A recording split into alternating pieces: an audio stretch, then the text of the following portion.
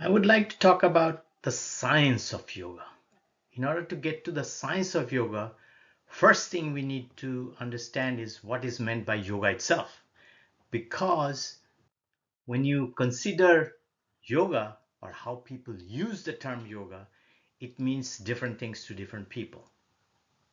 For example, some people think of yoga as Raja Yoga. Others think of Tantra as yoga. And there is a whole host of different kinds of yoga.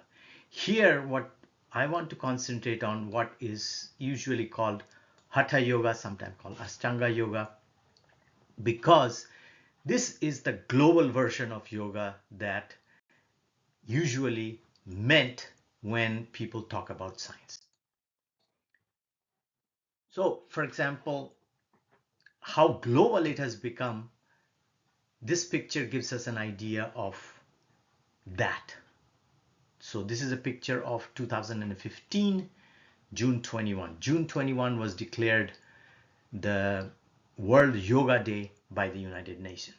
And as a result, there has been a lot of publicity about yoga across the globe, especially by the Indian government has promoted yoga not just outside of India, but inside of India as well from that date onwards.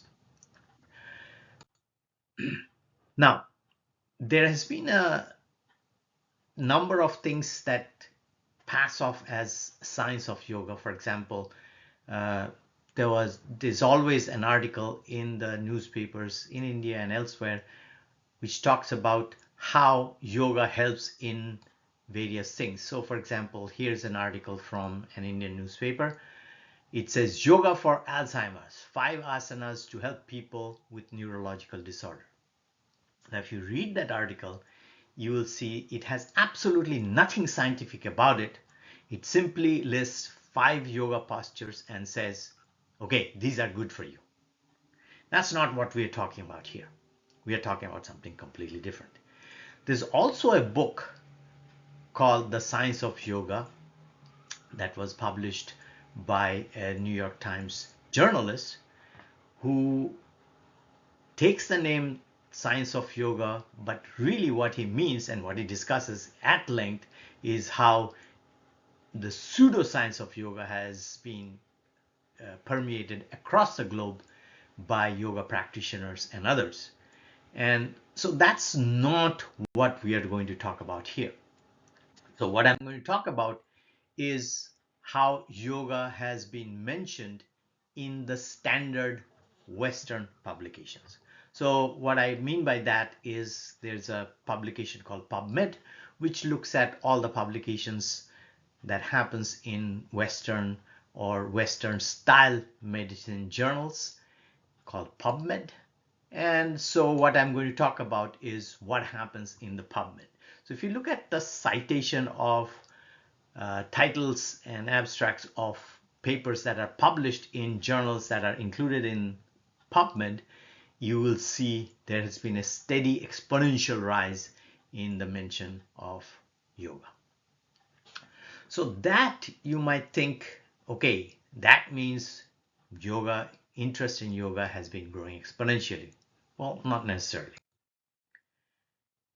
Look at the phrase malaria that has been mentioned in the same PubMed publications over roughly the same time frame. It has also had an exponential increase in the number of citations. Now, when we look at the word malaria as a proportion of the total publications in each year and then look at that, then we will see that that exponential thing is pretty much gone. Especially in the last 10 years, there's been a substantial decline in the proportion of the phrase malaria mentioned in PubMed publications. So when you take into consideration the denominator, then malaria is not exactly rising the same way that we would expect if it is rising exponentially, really exponentially. However, if we look at yoga in Medline as a proportion of all citations, especially since the year 2000, that has been an exponential rise in the mention of yoga in those publications. So once you consider the denominator, then the picture changes. Not everything gets amplified in the PubMed and Medline in general. In the case of yoga, the answer is yes. Of course, we have to keep in mind that the mention of yoga has a much smaller scale of mention than the word malaria. Malaria is a much, much bigger phenomenon by a factor of 15 than compared with yoga. So we have to keep that in mind. So the conclusion I draw from all of this is that the importance of yoga is rising in science. And when we say science, here I mean either randomized control trials or with documented measurable outcomes.